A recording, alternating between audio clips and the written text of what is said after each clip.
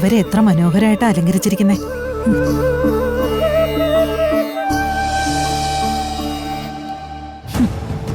ഇവിടുന്നാണോ വരുൺ വിവാഹം കഴിക്കാൻ പോകുന്നത്? ഇതെന്താ കാലിത്തൊഴുത്തു? അല്ല, കൽപ്പന മുമ്പ് ഇവിടെ വന്നതല്ലേ, എന്നിട്ട് നീയൊന്നും പറഞ്ഞില്ലല്ലോ. ഉർവശിക്ക് എന്താ സംശയം? എന്നോട് ചോദിച്ചോളൂ.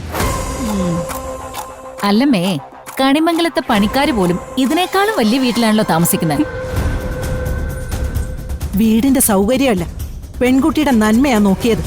അതുകൊണ്ടാ ഈ ബന്ധം ഉറപ്പിച്ചത്. ഉർവശി, അകത്ത് ചെല്ലുമ്പോ ആർക്കും മുഷിച്ചിലുണ്ടാക്കുന്ന രീതി സംസാരിക്കരുത്. സംസാരം ഉണ്ടായാല് ചടങ്ങിന് വന്നാണെന്നും ഞാൻ നോക്കില്ല.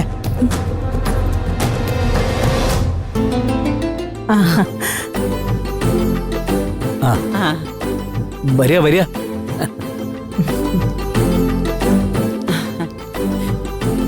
ചടങ്ങുകളൊക്കെ പുതിയതായതുകൊണ്ട് എന്താ ചെയ്യാ എങ്ങനെയാ ചെയ്യാന്നറിയാതെ പരിഭ്രമിച്ചിരിക്കുക ഞങ്ങള്. ഇതങ്ങനെ ആർക്കും ശീലമുള്ളതൊന്നും അല്ലല്ലോ. കാലം ചിലത് പറയുന്നു, നമ്മളത് ചെയ്യുന്നു, അത്ര തന്നെ.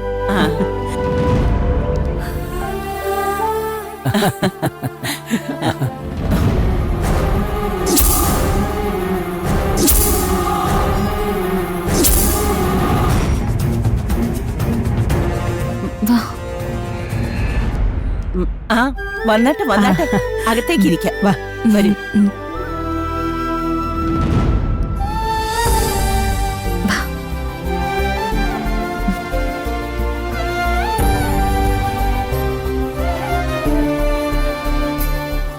മുത്തശ്ശിക്ക് ചേച്ചിയെ തീരെ കണ്ടുവിടല്ലേ?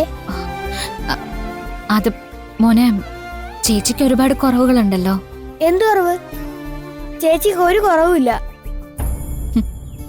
എല്ലാരും കൂടെ ചേച്ചി ദ്രോഹിച്ച ചേച്ചിയുടെ കൃഷ്ണൻ ചേച്ചിക്ക് കട്ടയ്ക്ക് കൂട്ടുണ്ടാവും.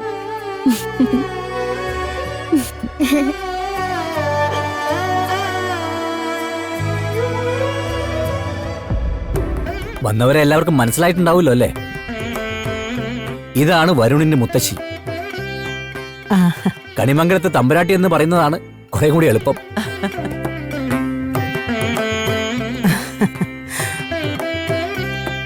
അത് വരുണിന്റെ അമ്മ പത്മിനി.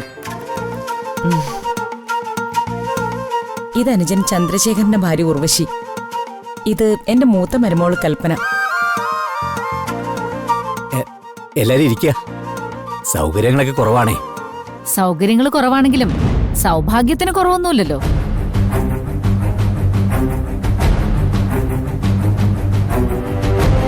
ആ, ഇതേ ക്ഷേത്രത്തിൽ പൂജിച്ചെടുത്ത മൈലാഞ്ചിയാ.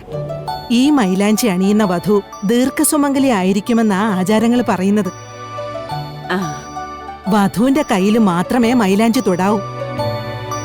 കയ്യിലിട്ട മൈലാഞ്ചി എത്ര തിളങ്ങുന്നുവോ അത്രയും തിളക്കമുള്ളതായിരിക്കും അവരുടെ ദാമ്പത്യവും.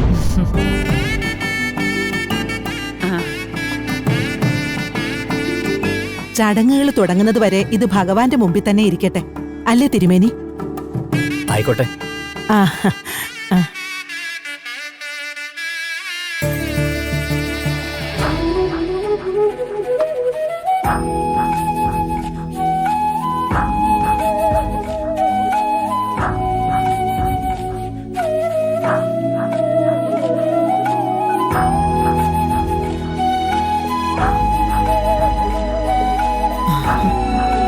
ആ യശോദേ, എല്ലാവർക്കും കുടിക്കാനുള്ളത് എടുക്കുക, എന്നിട്ടാവാൻ ചടങ്ങുകൾ. അല്ല, പെൺകുട്ടി എവിടെ? ഞാൻ മാത്രമേ കാണാതെ ഉള്ളൂ. ചെറിയമ്മ വരും. ഇത് നമ്മുടെ വീടല്ലേ, നമുക്ക് പോയി കാണാം.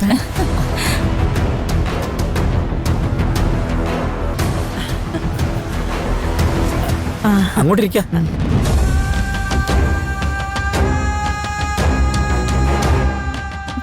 ഇത് മതി, ഇപ്പൊ കഴിയും. മതിയെന്ന് പറഞ്ഞില്ലേ? പ്രിയേ, അവരെല്ലാരും വന്നിട്ടുണ്ട്.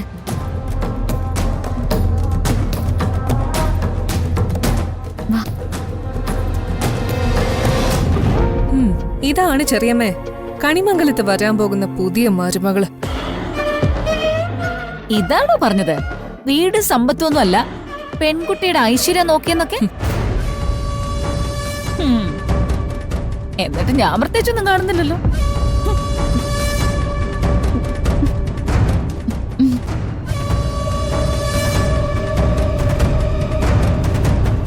ഇത് എന്ത് ഡ്രസ്സാ? ഇങ്ങനെയാണോ ഒരു ചടങ്ങിന് ഡ്രസ് ചെയ്യുന്നത്? അല്ല, ഡ്രസ്സ് പുതിയതാ, ഈ ചടങ്ങിന് വേണ്ടി എടുത്തതാ. ഇവളാരാ? ഇവിടുത്തെ ജോലിക്കാരിയാ. ഇവിടെ എന്തിനാ ജോലിക്കാരി? നേരെ ചൊവ്വെ ജീവിക്കാൻ ശേഷിയില്ലാത്തൊരു വീട്ടില് ഒരു ജോലിക്കാരിയെ, അത്ഭുതം തന്നെ. എന്താ ഉർവശി, മോളെ കണ്ടില്ലേ? കണ്ടു. അതിന്റെ അത്ഭുതത്തിൽ സംസാരിച്ചു നിന്നു പോയതാണേ. എന്റെ ഏടത്തി, ഏട്ടനും ഏടത്തിക്കൊക്കെ ഇതെന്താ പറ്റിയത്? ഭ്രാന്തായതാണോ? പറയാനുള്ളത് രണ്ടുപേരോട് ഞാൻ മുൻപേ തന്നെ പറഞ്ഞതാ. അമ്മയെ വിളിക്കണോ ഞാൻ ഇങ്ങോട്ട്? വേണ്ട, ഞങ്ങള് പോയേക്കാം. വാ കൽപ്പന.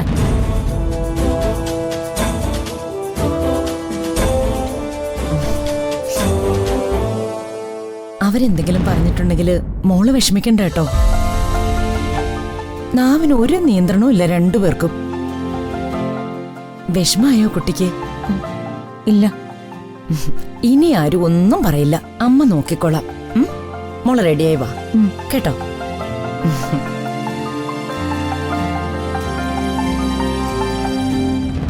ഇവിടുന്ന് തേടി പിടിച്ച് എഴുന്നള്ളിച്ച് കൊണ്ടുവന്ന അച്ഛൻ. ദൈവമേ, സംസാരം കേട്ടില്ലേ? ഇതിനൊന്നും തിരിച്ചു പറയാൻ നമുക്ക് അറിയില്ലെന്നാണോ? പ്രിയ, ഒന്നും മിണ്ടാതിരിക്കോ? അവർക്ക് വലിയ ആളുകളാ. എന്നെ പിടിച്ചു നിർത്തി ചെയ്യിക്കുന്നല്ലേ ഇതൊക്കെ?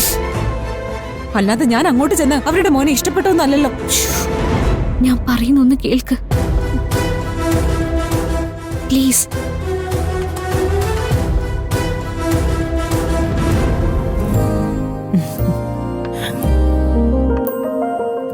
എങ്കിൽ ഇനി പെൺകുട്ടിയെ വിളിച്ചോളൂ, നമുക്ക് ചടങ്ങ് തുടങ്ങാം. ആയിക്കോട്ടെ.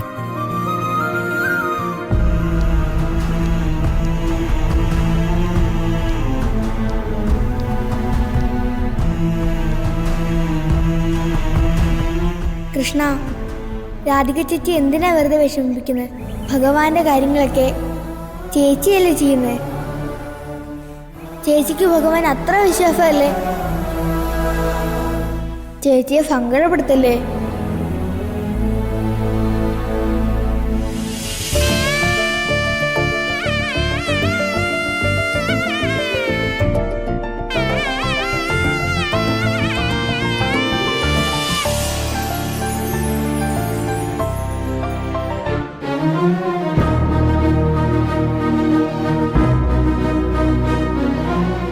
അണിഞ്ഞൊരുങ്ങി വന്നപ്പോ ഒരു ദേവതയെ പോലെ ഉണ്ട് നമ്മുടെ മോള്.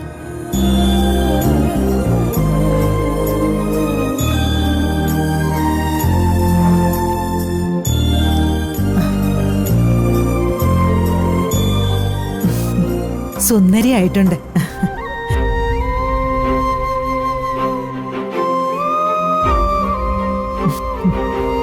വാ.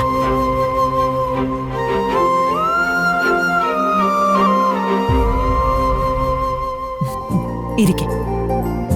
ആ, ഇവിടെ. ആ,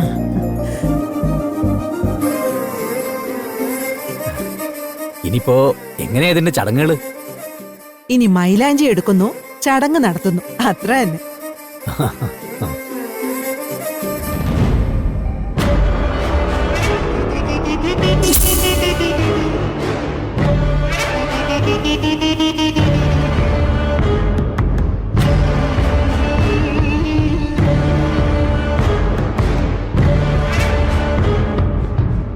കുട്ടി എവിടെ നിന്നേ? എന്തെങ്കിലും ആവശ്യം വന്നാലേ എടുത്തു തരാൻ ആള് വേണ്ടേ?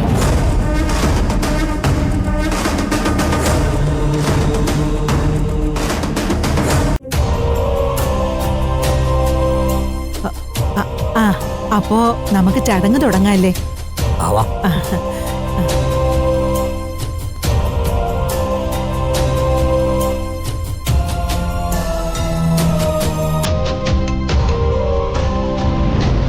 അയ്യോ,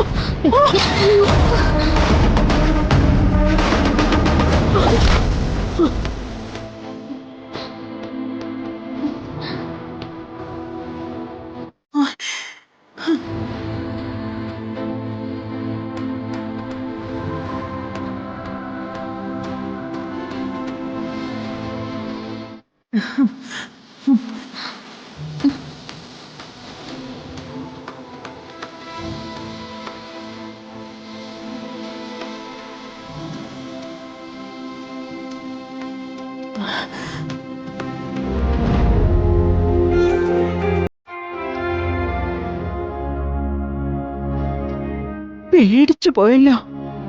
ഈശ്വര, ഒരു കൈത്തെറ്റ് വന്നിരുന്നെങ്കില് ഒരു വിഘ്നമായിട്ട് മനസ്സിൽ കിടന്നേനെ.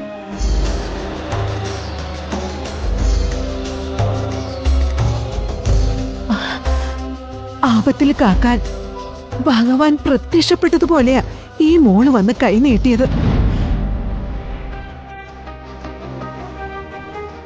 അല്ലെങ്കിലും ഈ മോൾക്ക് എന്തോ പ്രത്യേക ഒരു ചൈതന്യമുണ്ട്. ആ,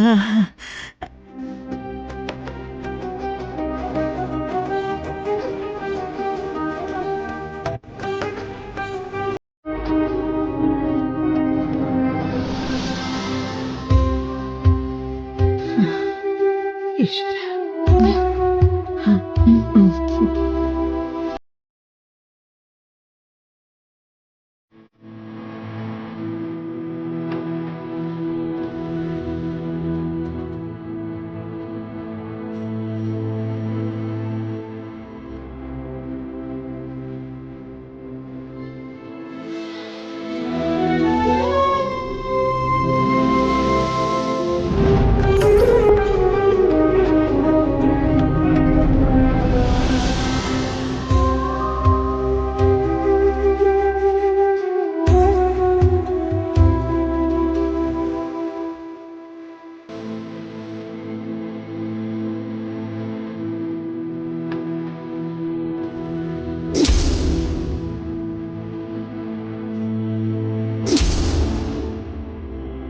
തിരുമേനി, ഇപ്പൊ നടന്നതൊരു വിഘ്നമായി കാണേണ്ട ആവശ്യമുണ്ടോ?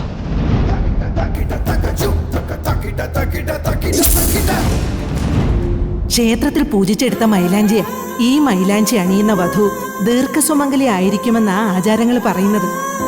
വധുവിന്റെ കയ്യിൽ മാത്രമേ മൈലാഞ്ചി തൊടാവൂ. കയ്യിലിട്ട മൈലാഞ്ചി എത്ര തിളങ്ങുന്നുവോ അത്രയും തിളക്കമുള്ളതായിരിക്കും അവരുടെ ദാമ്പത്യം. മനുഷ്യജീവിതത്തിൽ സംഭവിച്ചുകൊണ്ടിരിക്കുന്ന എല്ലാ കാര്യത്തിലും ശങ്കിക്കുക എന്നുള്ളത് ആളുകളുടെ ഒരു ശീലമാണ്. ഭഗവത്ഗീതയിൽ തന്നെ ഭഗവാൻ അത് വ്യക്തമായിട്ട് പറഞ്ഞിട്ടുണ്ട്. ആ,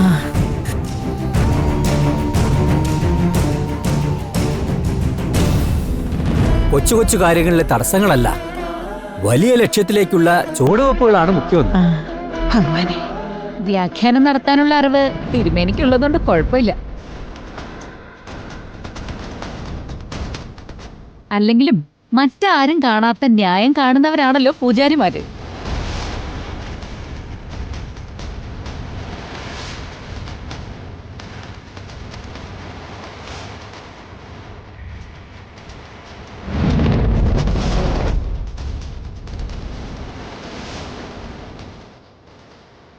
ഈ മൈലാഞ്ചി എടുത്തേ മോളുടെ കയ്യിൽ വെക്കണം.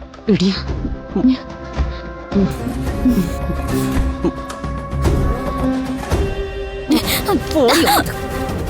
ഞാൻ പറഞ്ഞിട്ടില്ലേ അതിന്റെ ഇടയിൽ വന്ന് നിൽക്കാൻ പാടില്ലെന്ന്? അത് അവര് പറഞ്ഞിട്ടല്ലേ. ന്യായം പറയണ്ട. ഇനി അവര് തിരിച്ചു പോകുന്നത് വരെ ആ ഭാഗത്തേക്ക് കണ്ടുപോകരുത്. ഓ, എവിടെയെങ്കിലും ഇറങ്ങി പോയാലും സാരമില്ല.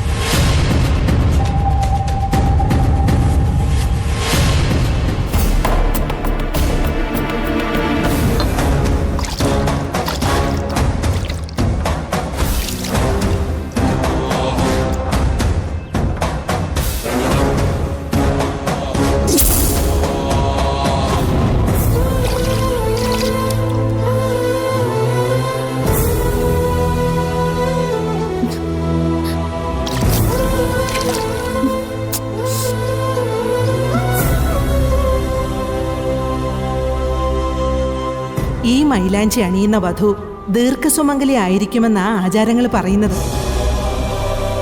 വധുവിന്റെ കയ്യിൽ മാത്രമേ മൈലാഞ്ചി തൊടാവൂ. കയ്യിലിട്ട മൈലാഞ്ചി എത്ര തിളങ്ങുന്നുവോ അത്രയും തിളക്കമുള്ളതായിരിക്കും അവരുടെ ദാമ്പത്യവും.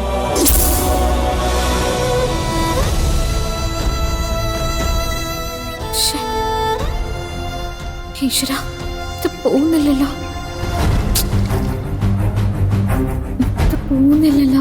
അത് പോവില്ല ചേച്ചി.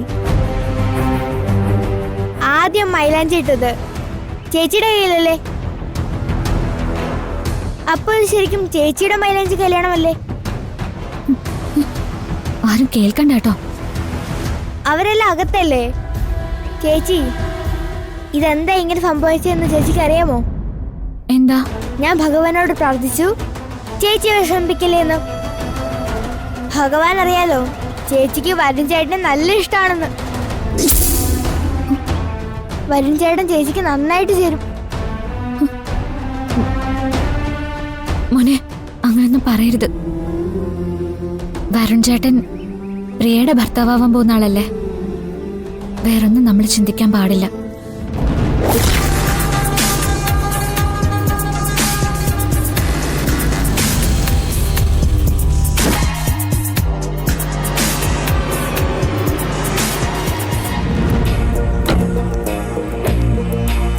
ഓരോ ചടങ്ങിനും ഓരോ നിർബന്ധങ്ങൾ കൊണ്ടുവന്നു കഴിഞ്ഞാൽ എനിക്കെന്താ ചെയ്യാൻ പറ്റുക?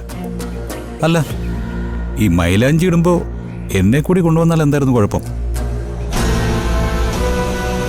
ആ, ചടങ്ങിൻ്റെ വഴിക്ക് നടക്കട്ടെ. എനിക്കെൻ്റെ ആളെ കാണാൻ വിധിയുണ്ടെങ്കിൽ ഞാൻ കണ്ടിരിക്കും.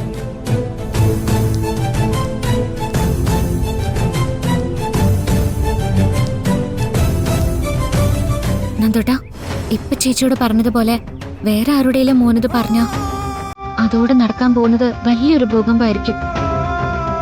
പിന്നെ അച്ഛനും അമ്മയ്ക്കും ഒരുപാട് വിഷമിക്കും. അത് പാടില്ല കേട്ടോ. മോനകത്ത് ചെല്ല, അവിടെ ചെന്നോ. അപ്പൊ ചേച്ചി എന്ത് ചെയ്യാനാ പോന്നെ? ചേച്ചി ഇവിടെ എവിടെയെങ്കിലും ഒക്കെ ഇരുന്നോളാം. എന്നാ ഞാനും ചേച്ചിയുടെ കൂടെ ഇരിക്കാം. അത് വേണ്ട. ചടങ്ങിന് വന്നിട്ട് അകത്ത് ചെന്ന് നിന്നില്ല എന്നൊക്കെ ചിലപ്പോ മുത്തശ്ശി മോനെ കുറിച്ച് പരാതി പറയും. മോൻ ചെല്ല ചെല്ല.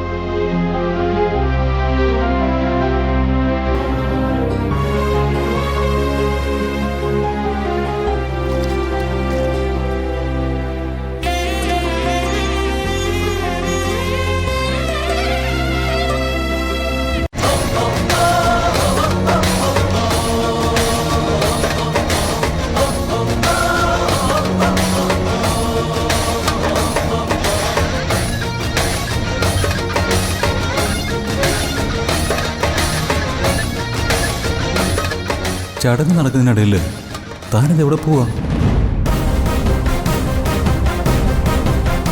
ഭഗവാന്റെ കളി കൊള്ളാലോ. ആഗ്രഹിച്ചതൊക്കെ ഇത്ര പെട്ടെന്ന് നടത്തി തരുവാണോ? അതെന്തായാലും നന്നായി.